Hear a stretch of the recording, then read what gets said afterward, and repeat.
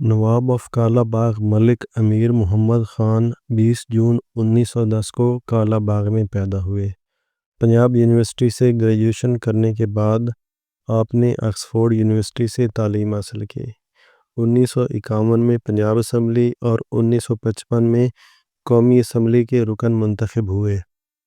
1958 میں martial law لگا تو ایوب خان کی نظر انتخاب آپ پر پڑی۔ آپ کو 9 دسمبر 1958 کو پاکستان صنعتی ترقیاتی کارپوریشن کا چیئرمین منتخب کیا گیا۔ 1 جون 1960 کو ایوب خان نے آپ کو مغربی پاکستان کا گورنر بنایا۔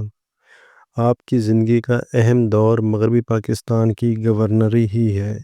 آپ ستمبر 1966 تک گورنر مغربی پاکستان کے عہدے پر فائز رہے۔ آپ سخت گیر اور جاگیر دارانہ مزاج رکھتے تھے۔ مارشل لاء کا دور آپ کے مزاج سے ہم آہنگ تھا اور اس دور میں آپ ایوب خان کے دست راست تھے۔